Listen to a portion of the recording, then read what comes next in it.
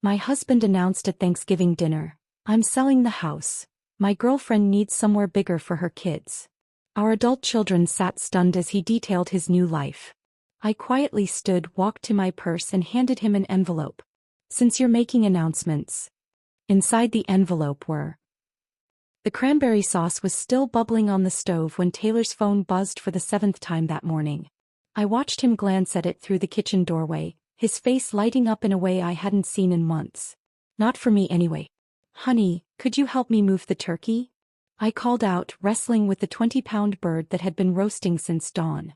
The kitchen smelled like sage and butter, exactly the way my mother's had when I was Faith's age. I'd been up since 5, determined to make this Thanksgiving perfect. "In a minute," he muttered, thumbs flying across his screen. I hefted the turkey myself, feeling the familiar ache in my lower back that reminded me I wasn't 25 anymore. 47 years old, and my husband couldn't tear himself away from his phone long enough to help me with the meal I'd spent a week planning. But I swallowed the irritation. Today was about family. Hunter had driven in from Chicago the night before, looking handsome in his new suit jacket but tired around the eyes.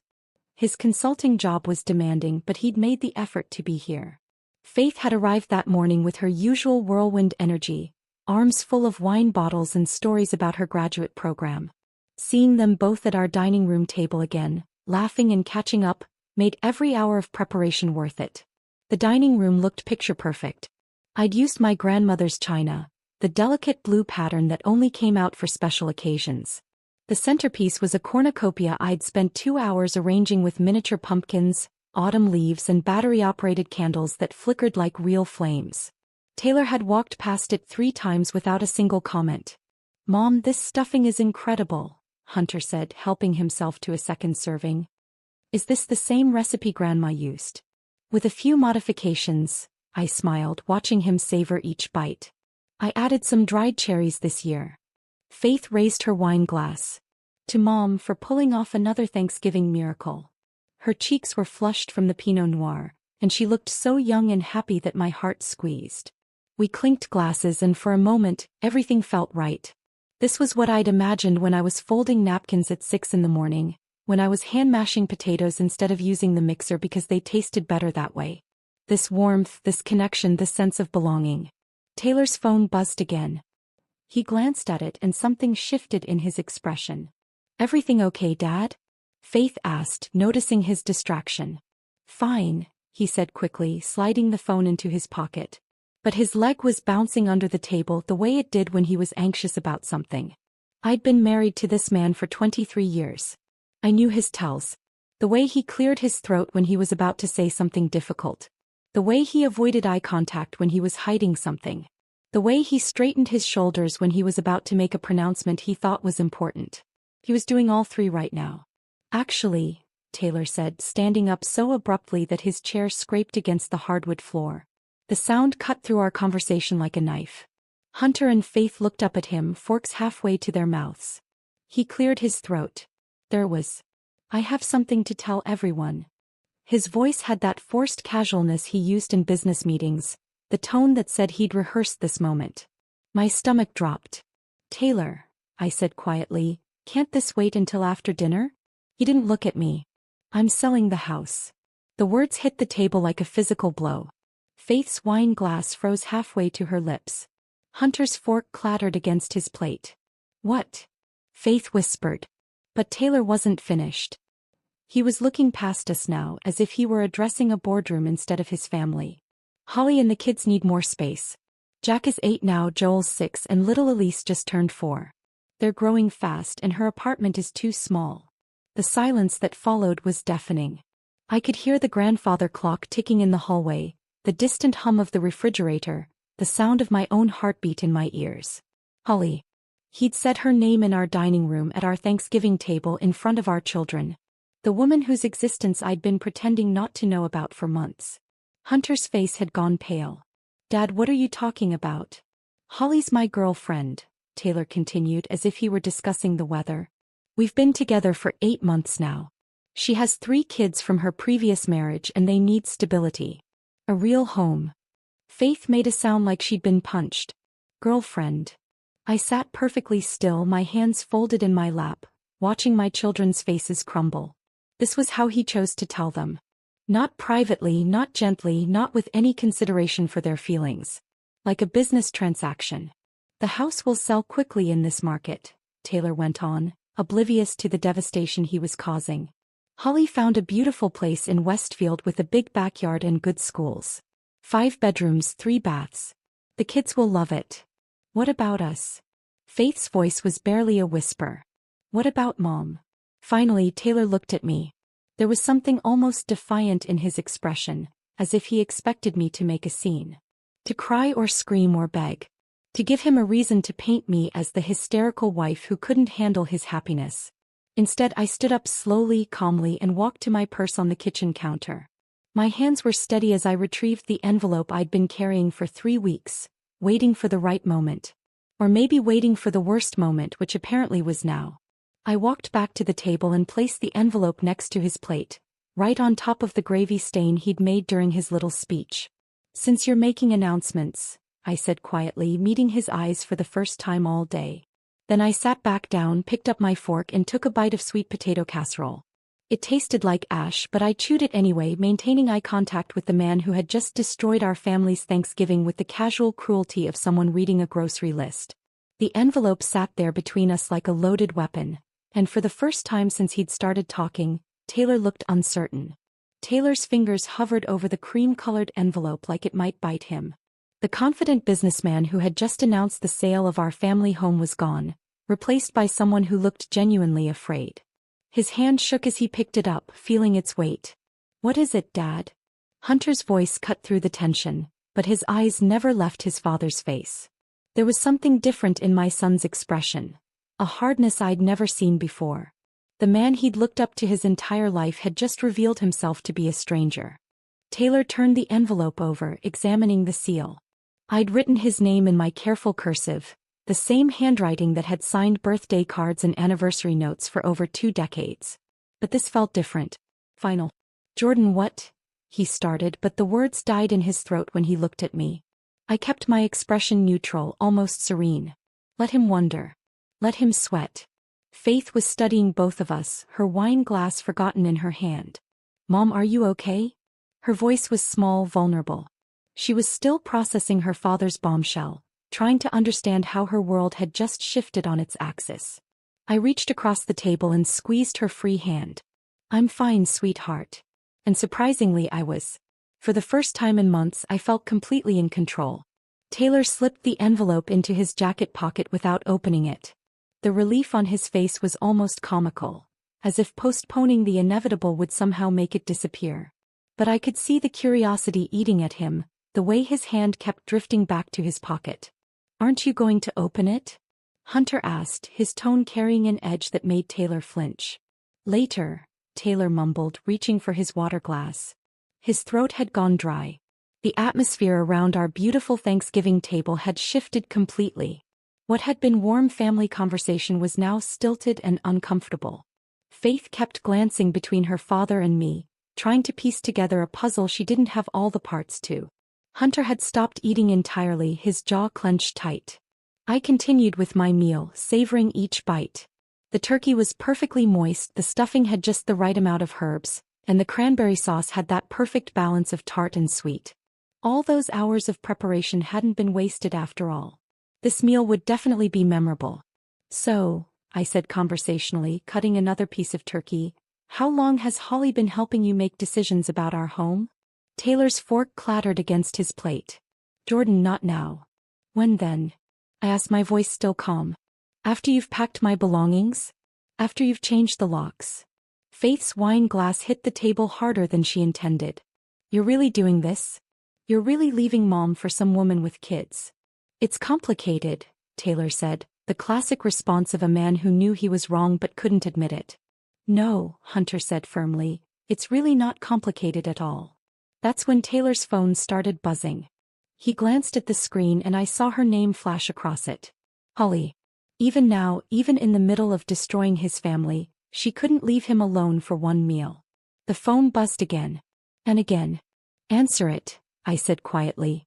Don't let us stop you from attending to your priorities. He declined the call, his face flushing red. It's work. Faith actually laughed, but there was no humor in it. On Thanksgiving? At 7 p.m.?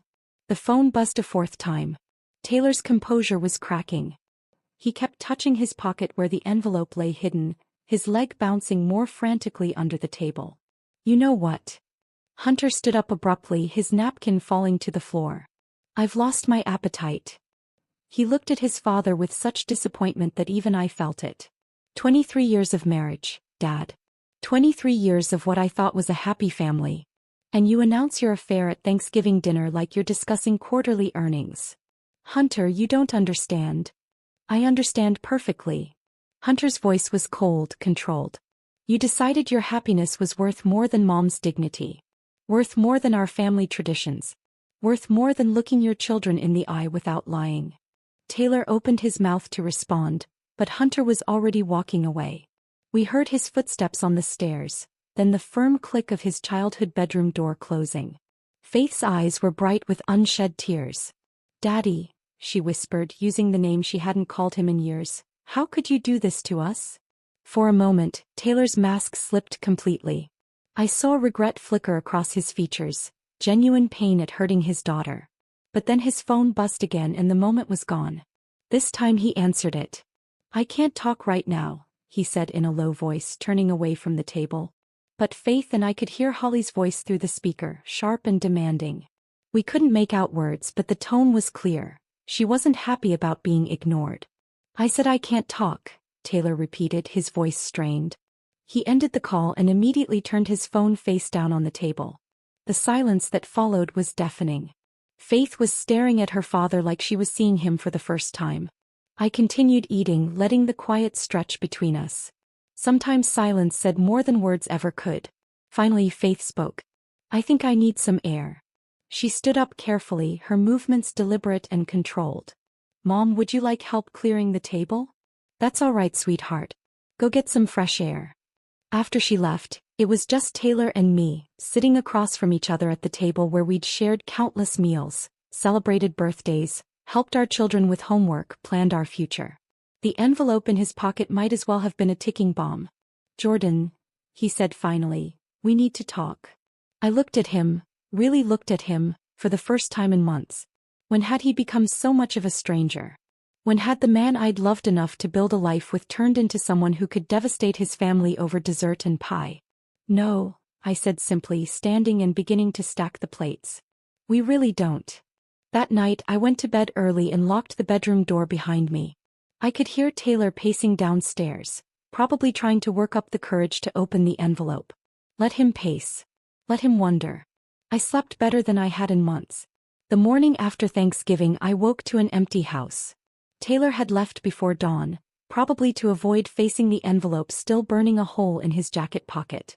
I made coffee in the quiet kitchen, watching steam rise from my mug as memories I'd been suppressing for months finally surfaced. It had started in March. Such an ordinary Tuesday when everything began to unravel, though I didn't know it then. Taylor came home 3 hours late, his collar slightly wrinkled, claiming the client meeting had run over.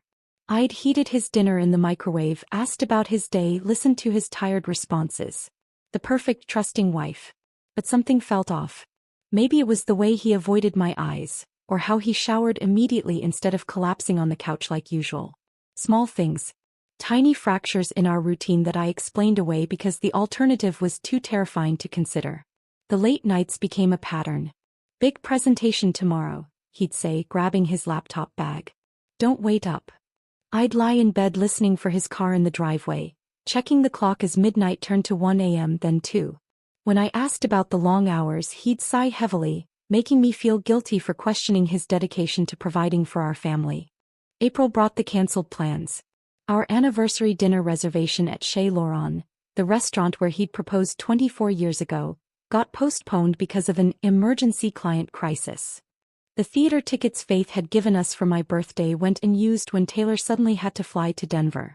Each disappointment came with elaborate apologies and promises to make it up to me later. Later never came. Holly Morrison first appeared as a name in casual conversation. Holly from accounting thinks we should restructure the quarterly reports.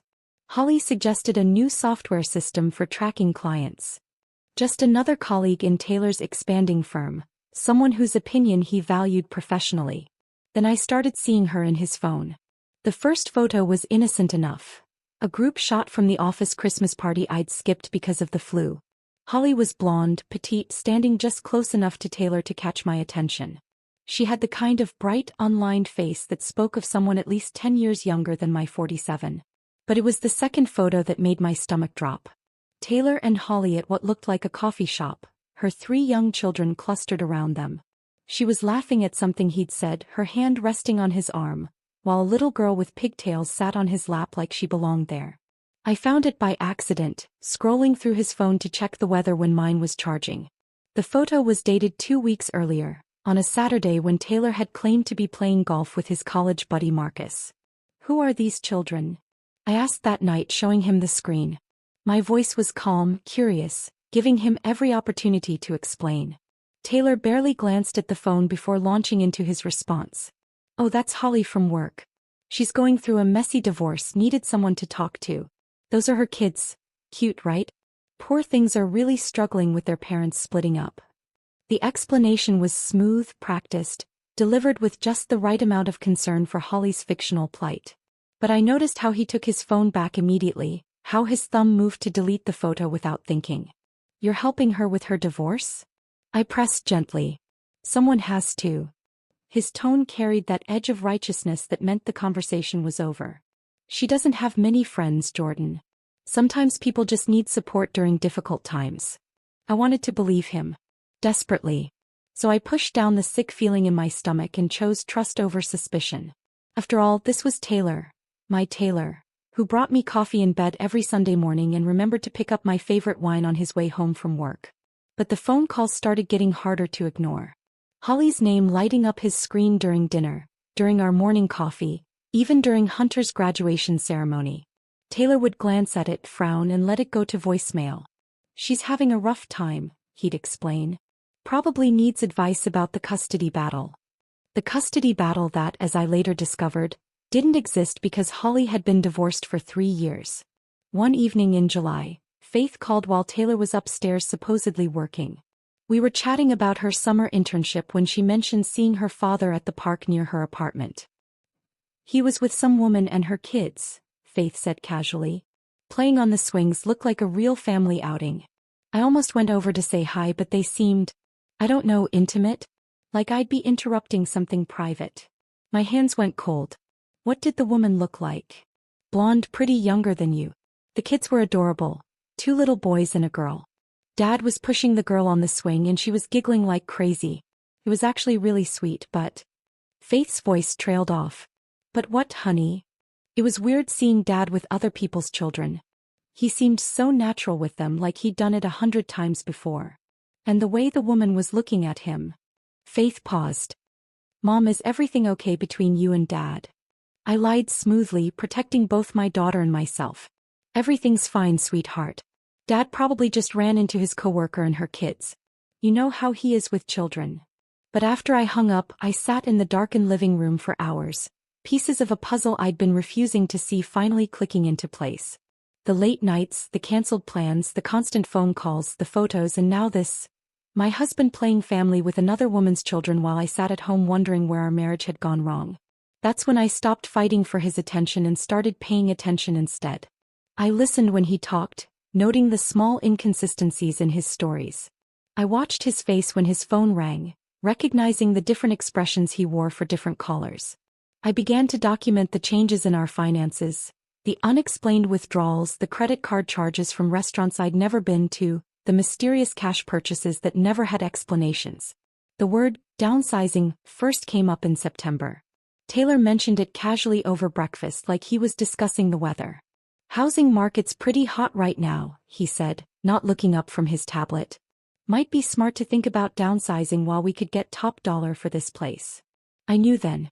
The way he avoided my eyes, the careful casualness of his tone, the timing of it all. He wasn't planning to downsize with me. He was planning to upsize with someone else. But Taylor had made one crucial mistake in all his careful deception. He'd assumed I would remain the passive, trusting wife who swallowed every lie and accepted every excuse. He thought I'd sit quietly while he dismantled our life piece by piece. He had no idea that I'd already made an appointment with Clayton Richards, the best divorce attorney in the state. Clayton Richards' office smelled like leather and expensive cologne, the kind of place where powerful people came to dismantle their lives with precision. I sat across from his mahogany desk, hands folded, watching him review the folder I'd brought. Bank statements, credit card bills, photographs printed from social media. Evidence of a life being lived parallel to mine. "Mrs. Davidson," Clayton said, his silver hair catching the afternoon light streaming through floor-to-ceiling windows, "I have to ask, are you certain you want to proceed this way?" I nodded, my voice steady. "I need to protect myself and my children. My husband thinks I'm naive. I'd prefer to keep it that way until I'm ready."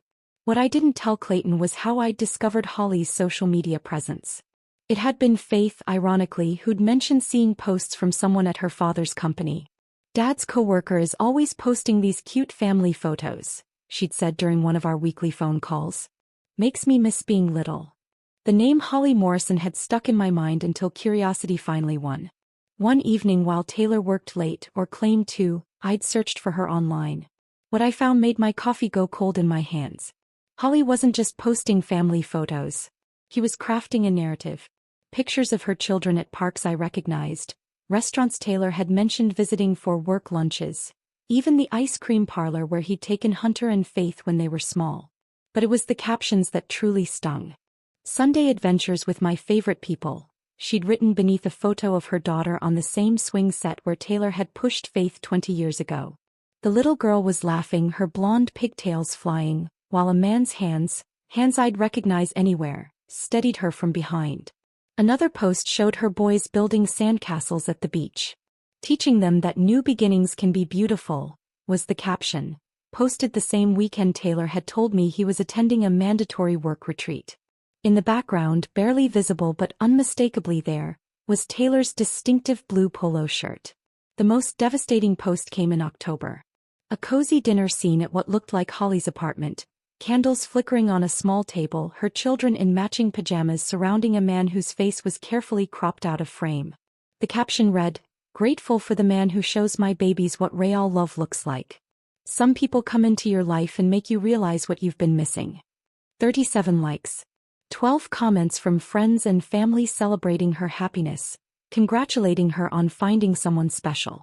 I'd sat staring at my laptop screen until my eyes burned, wondering how many of these people knew her someone special was married.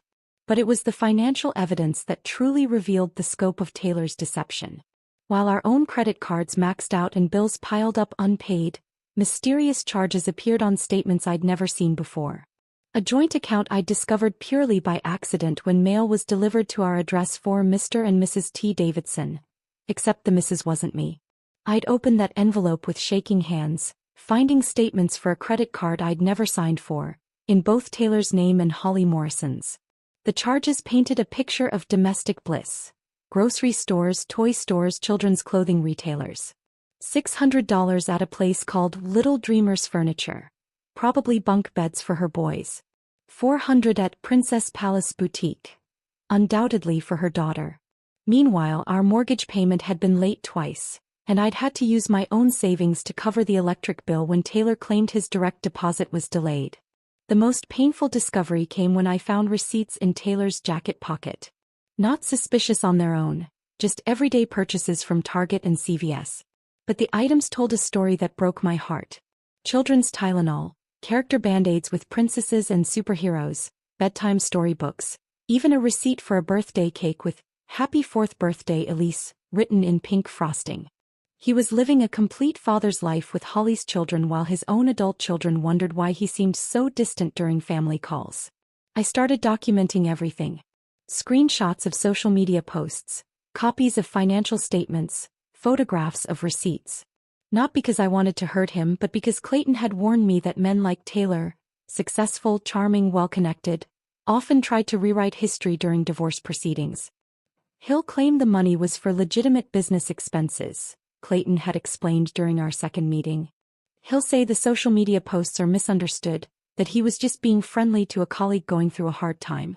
Men in his position are very good at controlling narratives. I kept everything in a safety deposit box at a bank across town, somewhere Taylor would never think to look.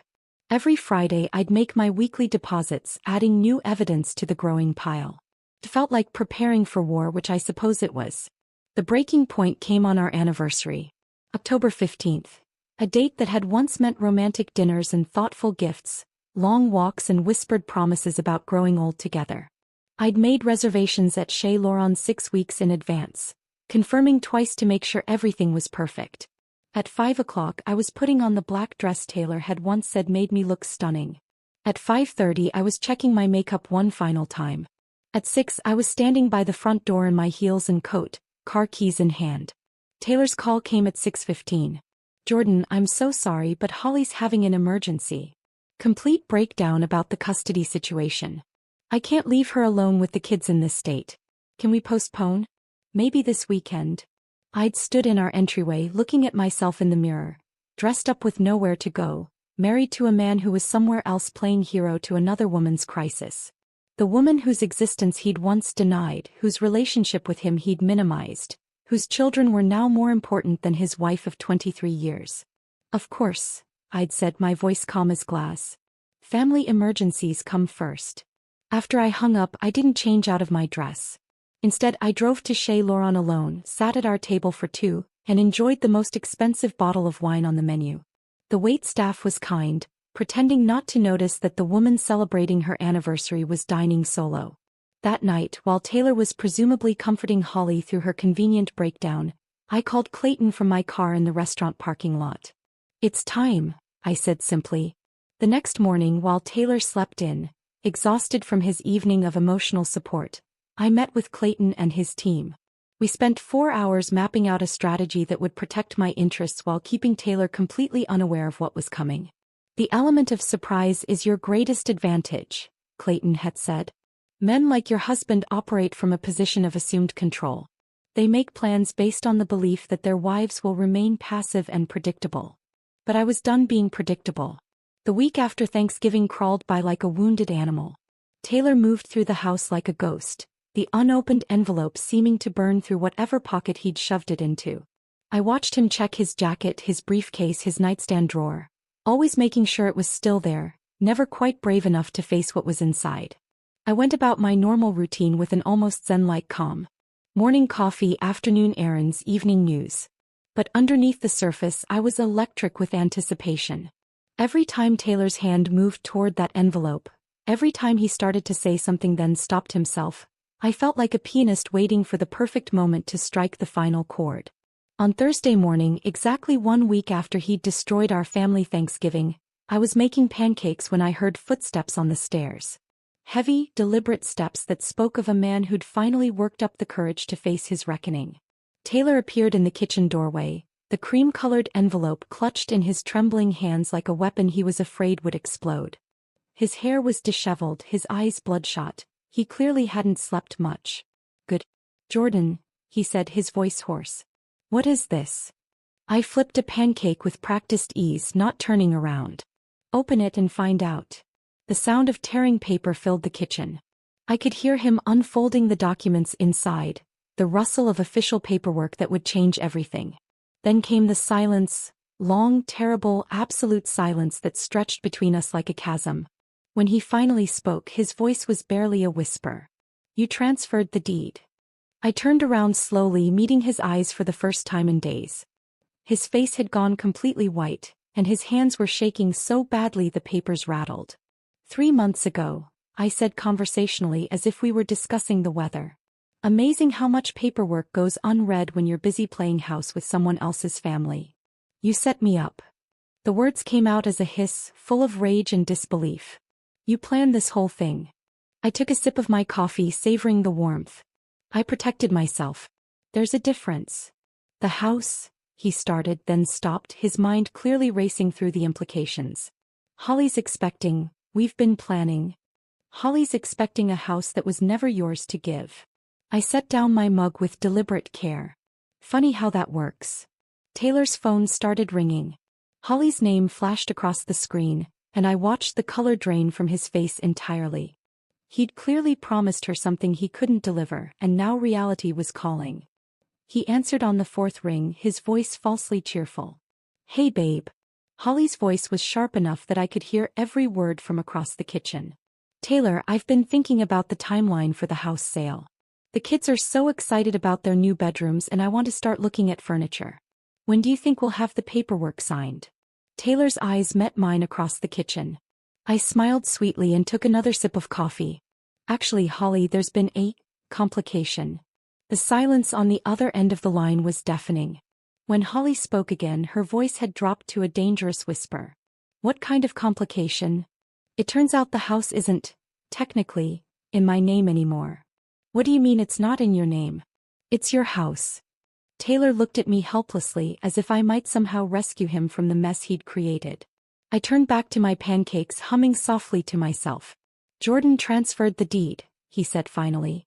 Without telling me. I found out today. The explosion that followed was spectacular. Holly's voice reached a pitch that probably shattered crystal somewhere in the neighborhood. Words like betrayed and manipulated and lying snake filled the kitchen, and I had to admit I was impressed by her vocabulary. So let me get this straight, Holly was saying when her voice finally dropped back to human range.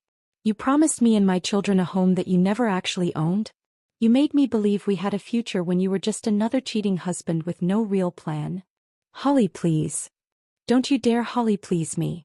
I've wasted 8 months of my life on a man who can't even secure a roof over our heads.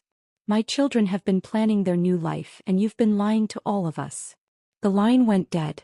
Taylor stared at his phone like it had bitten him, then slowly looked up at me. She hung up. Shocking, I said dryly. Who could have predicted that a woman looking for financial security might lose interest when the money disappears? His phone buzzed with a text message. Then another. And another.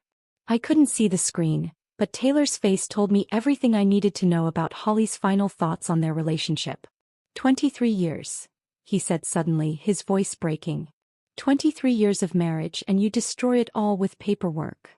I turned to face him fully, and for the first time since this whole mess began, I let my anger show. I destroyed it. I destroyed our marriage. I set my spatula down with enough force to make him flinch. You stood in our dining room in front of our children and announced your plans to sell our home for your girlfriend's convenience. But somehow I'm the one who destroyed our marriage. You could have talked to me. When? The word came out sharp as broken glass. Between your late nights at work and your emergency phone calls from Holly? Between your lies about golf games and your secret credit cards? Exactly when was I supposed to have this conversation with the stranger wearing my husband's face?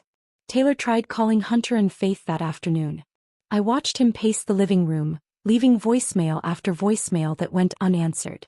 When Hunter finally picked up on the 4th call, their conversation lasted exactly 30 seconds. We're standing with Mom, Hunter said, his voice carrying clearly through the speaker. You made your choice at Thanksgiving dinner. We've made ours. Faith's response was even shorter when Taylor reached her that evening. Don't call me again until you're ready to apologize to Mom. And I mean really apologize, not that fake corporate speak you've been using. By Saturday, I was hosting my book club brunch in the kitchen Taylor had once planned to hand over to Holly. 8 women gathered around the island where I'd laid out fresh fruit croissants, and the kind of expensive coffee I'd been rationing because our finances were tight. The laughter that filled the space felt different than it had in months. Lighter. Freer.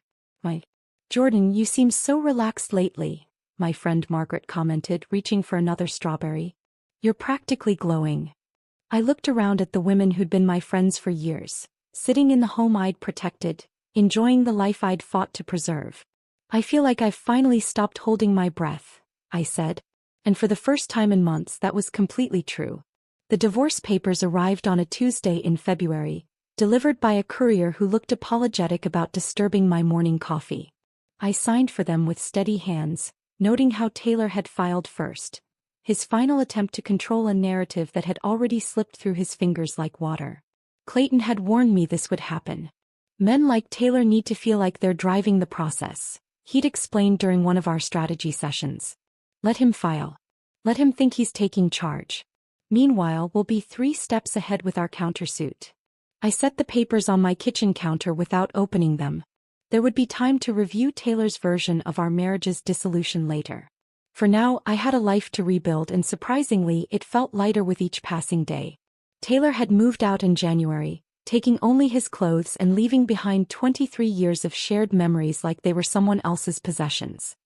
He rented a small apartment across town, not the sprawling house he'd promised Holly, but something that would do while he regrouped. I heard through Faith that Holly had given him an ultimatum after their breakup: prove he could provide the stability she needed or lose her permanently. Apparently he'd chosen to fight for her. Spring brought an unexpected development. Faith called me on a sunny April morning, her voice bubbling with news that made my blood run cold. "Mom, you're not going to believe this," she said. "Dad's getting remarried. To Holly. In June." I nearly dropped my coffee mug. Remarried? Already? I know, right? The divorce isn't even final yet. But apparently Holly forgave him after he promised they'd start trying for a baby together. She wants to give her kids a sibling and Dad's all in. Baby. At 51, Taylor was planning to start over completely, to erase his first family and build a new one with a woman 20 years younger. The audacity was breathtaking. "Are you invited?" I asked carefully. Faith's laugh was bitter. "We both were. Hunter and I. Dad sent formal invitations like we're distant relatives instead of his children. Hunter threw his in the trash, but I'm thinking about going just to watch the spectacle." After we hung up, I sat in my garden for a long time, processing this latest twist. Taylor wasn't just moving on, he was rewriting his entire identity. The man who'd complained about diaper duty when our children were babies was now promising to do it all again. But something nagged at me. Holly was 32, young enough to have more children, but why was she so focused on getting pregnant immediately? The urgency felt desperate, like she was trying to lock Taylor down with biological ties before he could change his mind again. The answer came in May, through a conversation I wasn't supposed to hear.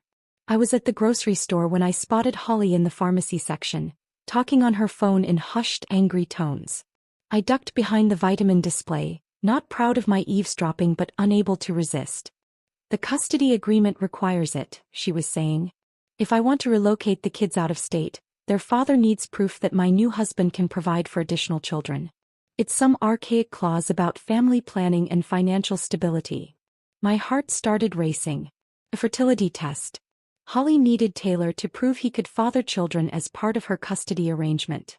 But what Holly didn't know, what Taylor himself had forgotten in his midlife crisis fog, was the secret he'd buried 24 years ago. That night I made a phone call I'd been avoiding for months. "Dr. Martinez? This is Jordan Davidson. I need to ask you about something confidential regarding my husband's medical history." Dr. Martinez had been our family physician for over 2 decades. He delivered both my children, treated Taylor's high blood pressure, and knew secrets about our family that went back years. "Jordan," he said warmly, "how can I help you?" "Taylor's getting remarried. His new wife wants children. I need to know, does he remember the results of that fertility test he had after Faith was born?" The silence on the other end stretched long enough that I thought we'd been disconnected. "Jordan," Dr. Martinez said finally, "that information is confidential. I can't discuss a patient's medical history, even with a spouse." "But hypothetically," I pressed, "if someone were to request a copy of those old test results for legal purposes, would they still be on file?" Another pause. "Hypothetically, medical records are maintained for 30 years. And hypothetically, if someone with legal standing requested those records as part of a divorce proceeding." He let the sentence hang. I understood perfectly. The next morning I called Clayton with a special request. Within a week, Taylor's complete medical history was subpoenaed as part of our divorce proceedings. Buried in 24 years of routine checkups and prescription records was a single test result that Taylor had asked Dr. Martinez to keep confidential at the time. The irony was poetic. After Faith's difficult birth, Taylor had secretly gotten tested because he'd been worried about having more children. The results had shown severely compromised fertility, not impossible but unlikely without medical intervention. He'd never told me, choosing instead to let me blame myself for our inability to have more children after Faith. Now 24 years later, that same test result was about to derail his plans for domestic bliss with Holly.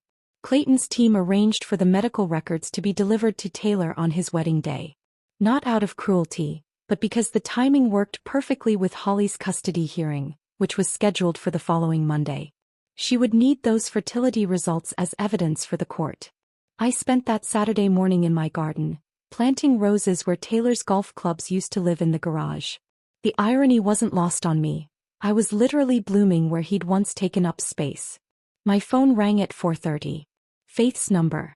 "Mom," she said, her voice tight with suppressed laughter. "You're not going to believe what just happened. Try me. The wedding's off. Holly found out Dad can't have kids. Apparently, she opened some medical records that were delivered this morning, read them while she was getting her hair done, and by the time Dad got to the venue, she'd already left town with her children." I closed my eyes, feeling the warm sun on my face. "That's unfortunate." "Mom," Faith said suspiciously, "you wouldn't happen to know anything about those medical records, would you?" "Your father's medical history is his own business," I said truthfully. "If he chose not to share important information with his fiancée, that's between them." That evening, I sat on my front porch with Hunter and Faith, sharing a bottle of wine and watching the sunset paint the sky in shades of victory. Taylor was somewhere across town, probably sitting in an empty banquet hall, surrounded by centerpieces no one would see and a future that had evaporated like morning mist. Meanwhile, we were exactly where we belonged, in the home he'd tried to give away, building new memories on the foundation of the old ones, proving that sometimes the best revenge is simply refusing to let someone else's choices destroy your happiness. Karma, I'd learned, doesn't always arrive when you expect it. But when it does, it has perfect timing. The autumn leaves were just beginning to turn when I received the invitation in my mailbox. Cream-colored cardstock, elegant script, the kind of formal announcement that spoke of new beginnings and careful planning.